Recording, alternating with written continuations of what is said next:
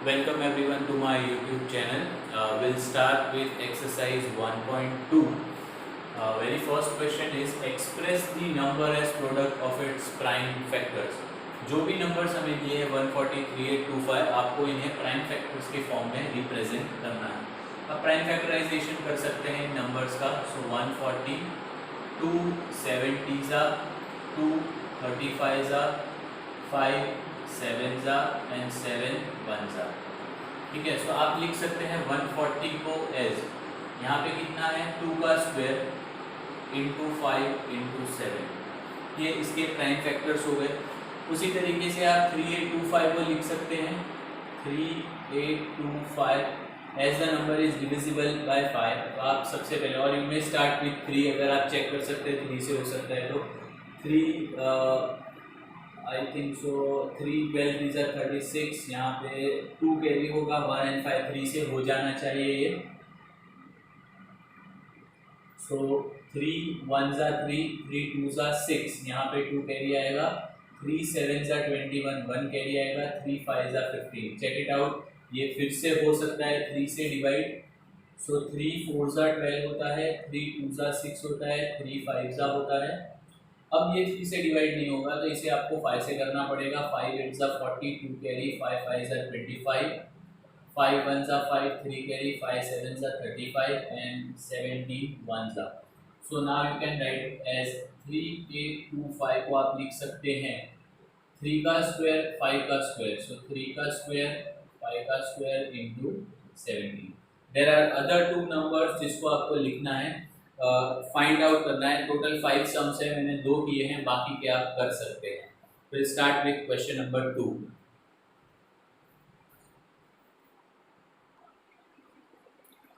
Okay guys, so question number 2 यहाँ पर लिखा है find LCM and HCF of the following numbers and verify that LCM into HCF as the product of 2 numbers. ये जो verification है ये हमारे लिए बहुत इंपॉर्टेंट रिजल्ट बनेगा. दे वांट टू से आप ये 2 नंबर का एलसीएम और एचसीएफ निकालिए और जो भी आंसर आता है एचसीएफ और एलसीएम का वो दोनों को मल्टीप्लाई कीजिए और उस आंसर को एक साइड में रखिए. आप जो नंबर्स दो दिए गए हैं जैसे 26 और 91, आप ये 2 नंबर्स को भी मल्टीप्लाई कीजिए और चेक करिए जो आंसर ये 2 के मल्टीप्लिकेशन से आया है, नंबर्स के मल्टीप्लिकेशन से आया है, क्या वही आंसर एचसीएफ और एलसीएम का मल्टीप्लिकेशन निकल रहा है उसी नंबर्स का. So we just need to try to verify that result. तो आप क्या कर सकते हैं 26 आप इसका प्राइम फैक्टराइजेशन करते हुए निकाल सकते हैं. फॉर एग्जांपल अगर मैं 26 को लिखना चाहूँ तो आई कैन राइट 2 इंटू 13. ये मेरे प्राइम फैक्टर्स होंगे. और 91 को मैं लिखना चाहूँ तो 7 इंटू 13 7 का होता है 91. अब एक मेथड तो हमने सीखी है प्राइम एलसीएम निकालने की. We can do the prime factorization directly. HCF निकालने का भी हमने एल्गोरिथम वाला मेथड सीखा हुआ है. ये मेथड जो हम पहले से यूज करते थे इसको एक बार रिवाइज कर लेंगे. सो अगर हमें एचसीएफ निकालना है, एचसीएफ ऑफ 2 नंबर्स, तो आपको क्या चेक करना है दोनों नंबर्स के अंदर कॉमन क्या है. सो आप देख सकते हैं कॉमन है आपके पास 13. यहाँ पर भी 13 है, वहां पर भी 13. हमारे पास यहाँ पर 13 दोनों ही के अंदर का 13 का जो पावर है वो है 1. तो जब भी आप एचसीएफ फाइंड कर रहे होते हैं तो आपको क्या ध्यान रखना होता है, आप नेक्स्ट सम में सीख जाएंगे उस चीज को. एचसीएफ फाइंड करते हुए कॉमन नंबर्स देखने हैं. कॉमन नंबर्स में जिसका पावर कम है, फॉर एग्जांपल अगर यहाँ पर पावर होता 3 फॉर एग्जांपल और यहाँ पर पावर होता 2 तो 13 को ही हम लिखते, लेकिन जो लेस पावर वाला है उसको हम लिखते एचसीएफ में. ठीक है. सो यहाँ पर दोनों ही पावर सेम है तो हम क्या करेंगे सेम पावर की लिख देंगे, एक ही पावर लिखेंगे, दैट इज योर 13. इसका मतलब ये हो गया एचसीएफ ऑफ अगर आप 2 नंबर्स को लिखते हैं that is 91 and 26, that is nothing but equals to 13. आपका एचसीएफ क्या हो जाएगा 13. अगर हम एलसीएम की बात करते हैं तो आपको क्या देखना है, कॉमन देखने हैं पहले. जो कॉमन है आप उसका हाईएस्ट पावर लिखिए. यहाँ पर एचसीएफ में कॉमन का लोएस्ट पावर लिखना है और एलसीएम में कॉमन का हाईएस्ट पावर लिखना है. यहाँ पर दोनों ही सेम है तो हम एक बार इसे लिख देंगे 13 और बाकी के जो नंबर्स जो कॉमन नहीं है उनको लाइन वाइज आप लिख सकते हैं। तो जो कॉमन नंबर्स नहीं है 2 है और 7 है। सो आप देख सकते हैं दिस इज 13 और 2 7 का बन जाता है 14। सो 13 13 का 169 होता है, जिसके अंदर मैं 13 को ऐड कर देता हूँ। So it will become 2118। So the answer will become 182। Sorry 13 को 14 से मल्टीप्लाई कर देते हैं। सो 0 1 3 जा 3, 1 1 जा 4, 3 जा 12, 4 1 जा 4 and okay 4 1 जा 4 plus 1 5, so it will be 182. the answer was correct. so 182 आपका आंसर आया LCM का। अब आपको क्या वेरीफाई करना है, आपको मल्टीप्लाई करना है LCM into HCF। चेक कर लीजिए LCM आपके पास है 182 multiplied with HCF, you got it as 13। तो आप रफ वर्क में मल्टीप्लाई कर सकते हैं 182 को 13 के साथ। 0 1 2 जा 2, 1 8 जा 8, 1 1 जा 1, 3 2 जा 6, 3 8 जा 24, 3 1 जा 3 plus 2 5, 6 6 13 and it will be 2. So the answer you are getting is 2366। आपको ये आंसर मिल गया। अब हम सपोज कर लेते हैं जो 26 है वो है A, जो 19 है वो है B। हम क्या करते हैं A इंटू बी करते हैं, that is nothing but equals to 26 into 91। Let us try to check 91 into 26। So 2 1 जा 2, 2 9 जा 18, 6 1 जा 6, 6 9 जा 54। So it will be 6 6 here again it will be 3 1 and 3. You can see in both the cases the answer is same, that is 2366. So it help us out to reach a very important result of this chapter। और ये result आपको याद रखना है। There are possibility कि इसमें से आपको जो MCQ पार्ट है उसमें कुछ पूछा जाए। The result is, मैं यहाँ पर लिख देता हूँ रिजल्ट को, LCM of two numbers, वो कोई भी हो सकते हैं A B, multiplied with HCF of two numbers may be A B is nothing but equals to A into B। ये आपका सबसे इम्पोर्टेंट रिजल्ट है। One of the important result you need to remember. आपको ये directly apply करना होगा। You will see few questions in the same exercise 1.2। दो तीन क्वेश्चंस के बाद इसके रिलेटेड भी क्वेश्चंस आ रहे हैं। We can apply the same thing over here. आप पहले 510 का प्राइम फैक्टराइजेशन कर लीजिए। So you can apply it by 2। आप इसको 2 से, मैं चाहता हूँ इसको आप डिवाइड कर सकते हैं डायरेक्टली 17 से। यू कैन राइट 17 3 जा 51 होता है, बाकी का आपने लिख दिया। हमें प्राइम नंबर्स चाहिए। सो हम प्राइमरी नहीं पढ़ रहे हैं, सेकेंडरी पढ़ रहे हैं, हमें सिर्फ प्राइम नंबर से लेना देना है। सो हम 17 से डायरेक्टली डिवाइड कर सकते हैं।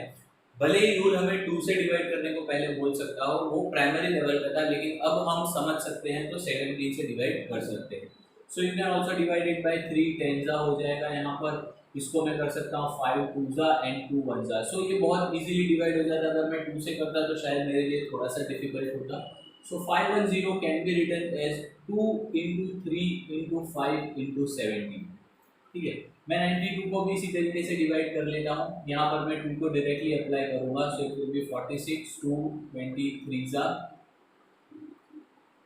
एंड 23 1 जा। सो अगर आप लिखना चाहते हैं 92 को, so it will be nothing but 2 square and multiplied with 23। सो आप ये चीज़ को लिख सकते हैं। चलिए हम LCM फाइंड कर लेते हैं दोनों का। सो अगर आप LCM फाइंड करते हैं, सो हमने LCM में पहले HCF किया था तो पहले HCF कर देते हैं। HCF के अंदर हमने क्या बोला था, कॉमन नंबर्स देखने हैं और लोएस्ट पावर देखना है। सो आप कॉमन नंबर्स देख सकते हैं, 2 है और कोई कॉमन नंबर है नहीं, 3 5 17 एंड 23। उसमें से 2 यहाँ पर स्क्वायर है, यहाँ पे 1 है, तो लोएस्ट पावर होगा 1, मतलब HCF हो गया उन दोनों नंबर्स का 2। तो अगर हम HCF लिख रहे हैं of both the numbers 92 and 510, the answer will be equals to 2। चलिए फाइंड करते हैं LCM। सो पहले कॉमन देख लेते हैं। कॉमन देखने के बाद उसका हाईएस्ट पावर चेक करेंगे। कॉमन अगेन 2 है, हाईएस्ट पावर है 2 का स्क्वायर, और जो बचते हैं उसके बाद वो सभी को लिख देंगे। सो 3 इंटू 5 इंटू 17 इंटू 23। ठीक है, चलिए सभी नंबर्स को मल्टीप्लाई करना होगा। सी 4 3 जा 12, 5 जा 60, इंटू 17 को 23 से मल्टीप्लाई कर देते हैं, सो 23 इंटू 17, 1 3 ज़ा 3, 1 2 ज़ा 2, 7 3 ज़ा 21, 7 2 ज़ा 14 plus 2 16, 1 here it will be 9, here will 391। मतलब ये दोनों का आंसर हो जाएगा आपका 391 मल्टीप्लाइड विद 60। सो हम इसको 6 से मल्टीप्लाई करते हैं, लास्ट में 0 रख देंगे, 6 1 ज़ा 6, 6 9 ज़ा 50, 4 6 3 ज़ा 18 प्लस 5 23 और लास्ट में मैंने रख दिया 23460। सो आप देख सकते हैं एलसीएम का आंसर आ रहा है हमारा 23460। चलिए, so this is your LCM. तो आप लिख सकते हैं LCM of 92 and 510 is nothing but 23460। आपको कंफर्म करना है इस रिजल्ट को, आप इस रिजल्ट को कंफर्म कर सकते हैं। सो आप क्या करिएगा, मल्टीप्लाई कर दीजिए LCM इंटू HCF, मतलब LCM और HCF को मल्टीप्लाई करना है, मतलब इसको डबल करना है, मल्टीप्लाई विद 2। सो 2 0 ज़ा 0, 2 6 ज़ा 12, 2 4 ज़ा 8 प्लस 1 9, 2 3 ज़ा 6, 2 2 ज़ा 4। सो आपका आंसर आ जाता है 46920। सो जब आप LCM इंटू HCF करेंगे, LCM इंटू HCF करेंगे, सो आपका आंसर आ रहा है 46920। चलिए हम बाकी के दो नंबर्स को मल्टीप्लाई कर देते हैं। So when you will multiply a with b, so a multiplied with b, ये है आपका 510 multiplied with b, that is your 92। सो आप मल्टीप्लाई कर सकते हैं 51 और 92 को, 5 2 ज़ा 10, 5 9 ज़ा 54 प्लस 1 55, 1 2 ज़ा 2, 1 9 ज़ा 9। Okay, so it will be 2 9 over here, it will be 5 and 5. Wait a minute. Okay, so you need to apply it. Let me try it again. मैंने कुछ गलती की है शायद। So 51 into 92, so मैं 92 को मल्टीप्लाई करता हूँ 51 से, 5 2 ज़ा 10, 5 9 ज़ा 40, 5 9 ज़ा 45 प्लस 1 46, और मुझे यहाँ पर एक जीरो लगाना था, कोई बात नहीं, मैं बाद में लगा दूंगा। सो आंसर आएगा 4692। मैंने 51 से मल्टीप्लाई कर दिया था, इसलिए एक्स्ट्रा जीरो ऐड कर देंगे। तो फिर multiply this two number again, you are going to get the same answer 920। So आप वेरीफाई कर सकते हैं कि HCF into LCM is nothing but into A into B। So as it was a live rough work, might be possible थोड़ा आगे पीछे हुआ होगा, but I hope so you would have understood the concept. आपको ये content को याद रखना है। In the same question you are having maybe one more sum, you need to practice out that sum by yourself. Think you will start with the next question. So guys, we'll move on to question number 4. आपको question number 3 को मैंने skip किया है intentionally because उसने आपको पूछा है prime factorization के बारे में, जो हम काफ़ी बार कर चुके हैं। So वो आप अपने आप से कर सकते हैं and we require this sum to be done, so इसीलिए हमें ये sum solve करना ज़रूरी है। आपको पूछा है given that HCF of 306 and 657 is 9, find the LCM of 306 and 657। so हम यहाँ पर LCM को प्राइम फैक्टराइजेशन से नहीं फाइंड करेंगे, हम क्या करेंगे, फॉर्मूला अप्लाई करेंगे। we know that LCM into HCF that is nothing but into A into B। A हम कंसीडर कर सकते हैं 306 को, B कंसीडर कर सकते हैं 657, रैंडमली आप चेंज भी कर सकते हैं, कोई प्रॉब्लम नहीं है। सो LCM मल्टीप्लाइड HCF की वैल्यू आपके पास 9 है, तो 9 लिख दीजिए इज इक्वल्स टू A की जगह पे आप लिखिए 306 मल्टीप्लाइड विद B की जगह पे लिख दीजिए आप 657। जब आपको LCM फाइंड करना है तो आप क्या कर सकते हैं, 306 multiplied with 657 whole divide with 9। 9 34 ज़ा होता है 306, इसका मतलब 34 into 657, so the answer will be equals to 22338। ये आपका LCM आ जाएगा डायरेक्टली विदाउट फाइंडिंग और doing the prime factorization. So इस रिजल्ट को हम कैसे यूज कर सकते हैं वो आपने देख लिया। We move on to the next question.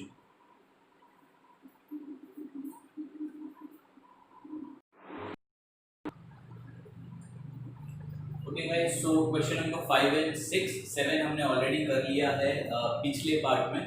Question 5 पूछ रहा है check whether 6 raise to n can end with digit 0 इसका मतलब ये है अगर 6 का हम कोई पावर लगाते हैं विच इज n, जहाँ पर लिखा है नेचुरल नंबर होना चाहिए, मैंने क्वेश्चन में नहीं लिखा है बट हमें टेक्स्ट बुक में दिया हुआ है, तो अगर हम n का कोई भी पावर लगाते हैं which is a natural number, तो क्या वो जो नंबर आएगा, फॉर एग्जांपल अगर हम 6 को पावर लगा देते हैं 3, सो हो जाता है 216, तो ये जो लास्ट डिजिट है क्या वो अगर हम कोई और पावर लेते हैं कोई भी नंबर, तो क्या लास्ट डिजिट कभी भी 0 हो सकता है या नहीं, ऐसा आपको बोला गया है।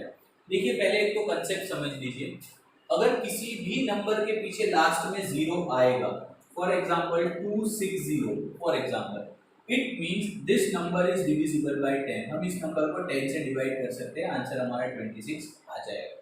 सो अगर वो नंबर 10 से डिविजिबल है और हम देखेंगे अगर हम 10 के प्राइम फैक्टर्स निकालें तो वो 2 और 5 होता है, तो इसका मतलब ये हो गया जो भी नंबर यहाँ पर होगा, अगर हम कोई भी नंबर लेते हैं 6 रेज टू n करते हुए, 6 रेज टू 9 ले लिया, 6 रेज टू 12 ले लिया, 81 ले लिया, कोई भी नंबर ले लिया, उससे जो भी आंसर आता है उसके प्राइम फैक्टर्स में 2 और 5 ही होना चाहिए, उसके प्राइम फैक्टर्स में क्या होना चाहिए, 2 और 5 ही होना चाहिए। बट अगर हम देखते हैं, you can see in the prime factors of 6 we find, क्या हमें मिलता है 2 into 3, हमें क्या मिल रहा है 2 3 6 मिल रहा है, हमें 5 तो मिल ही नहीं रहा है। Therefore, to get 0 at the last digit, it does not have 5 as its prime factor. Therefore, हम यहाँ पे लिख देंगे 6 raised to n can never end with 0 as its last digit। ये हमारा आंसर हो जाएगा। थोड़ा सा कॉम्प्लिकेटेड है but this is the fact, but हमें ये सारे सम्स पे इतना ध्यान नहीं देना है। Let us move on to the next question, again a very similar kind of a question. आपको पूछा है ये जो एक्सप्रेशन है 7 into 11 into 13 plus 13 and this expression are composite, why they are composite? composite numbers कौन से होते हैं? composite numbers वो होते हैं जिनके अंदर 1 और द नंबर इटसेल्फ के अलावा कोई फैक्टर हो। For example 6 is a composite number because उसका फैक्टर 1 भी है, 2 भी है और 3 भी है, तो 1 और उसके बाद 6 भी है, तो 1 और 6 के अलावा you are having 2 and 3 as it's factor, इसीलिए ये कंपोजिट नंबर है। बट अगर हम 5 की बात करें तो 1 और 5 ही उसके फैक्टर्स है, आप देख सकते हो 1 और 5 ही उसके फैक्टर्स है, इसीलिए ये नंबर प्राइम नंबर होगा और ये नंबर कंपोजिट होगा। कंपोजिट नंबर हम उस नंबर्स को बोलते हैं जिसके फैक्टर्स, जिसके पास 1 और उसी खुद के नंबर के अलावा कोई और फैक्टर भी हो। आप देख सकते हैं यहाँ पर यू कैन सी 7 11 77 और 77 को मल्टीप्लाई करेंगे 13 से, 13 प्लस करेंगे 13, जो भी आंसर आता है उसको 13 में ऐड कर देंगे। सो you can C 7 into 11 into 13 plus 13 को हम लिख सकते हैं ये दोनों का multiplication, that is 77 into 13 plus 13। चलिए मल्टीप्लाई कर देते हैं। मैं बहुत ही बेसिक तरीके से जा रहा हूँ ताकि आप लोग इस चीज़ को हमेशा के लिए याद रख सके। 3 7s are 21, 3 7s are 21 plus 2 23, so 1 0 1 and यहाँ पर 1 0 1, सो आपका आंसर आ रहा है ये दोनों का मल्टीप्लिकेशन का 1 0 1 प्लस 13। सो अगर आप इसमें 13 ऐड करते हैं तो यहाँ पे हो जाएगा 4 1 0 1। सो आप देख सकते हैं 1 0 1 4, आप देख सकते हैं this number is divisible bye 2, ये किससे डिविजिबल है? 2 से डिविजिबल है, तो आप लिख सकते हैं 1014 is divisible by 2, therefore 7 and you can say as it is divisible by 2, तो ये जो हमारा एक्सप्रेशन है जिसकी पूरी वैल्यू 1014 है वो कंपोजिट बन जाएगा। क्यों?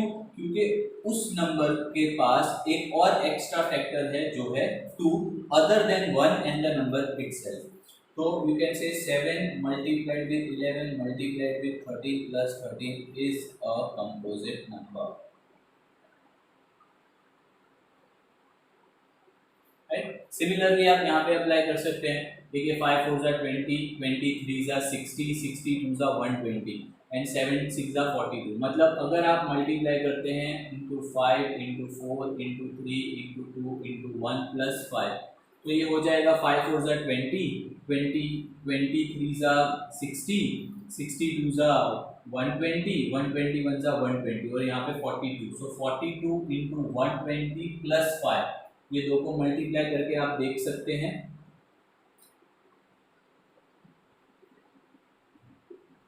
सो द आंसर इज 504। आंसर कितना हो जा रहा है आपके पास 504।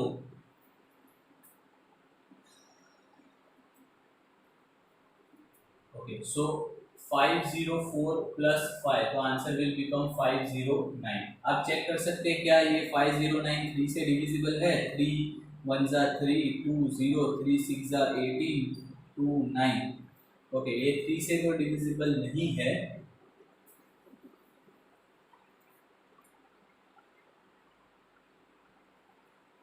Okay, so 42 into 12, let me just do it again. 1 2 जा 2, 1 4 जा 4, 2 2 जा 4, 2 4 जा 8, 4 0 1, यहाँ पे आ जाएगा 5 और यहाँ पे 5040। सो the answer will B 5040 plus 5। सो 5045 हो जाएगा। आप देख सकते हैं ये 5 से डिविजिबल है तो आप डायरेक्टली लिख सकते हैं 5045 is divisible by 5।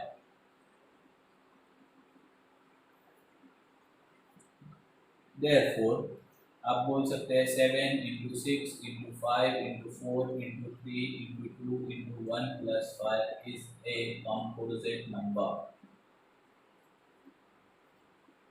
So with this we are done with the exercise. We already done the question number 7 in the previous exercise. Bear with me with the correction in the calculation of this sum. But इस तरीके से आपको answer देना है। Next session हमारा बहुत important है जहाँ पर हम इस चैप्टर का जो मोस्ट इम्पॉर्टेंट क्वेश्चंस जो पूछे जाते हैं वो डिस्कस करने वाले हैं। So make sure that you visit the next part as well. Thank you.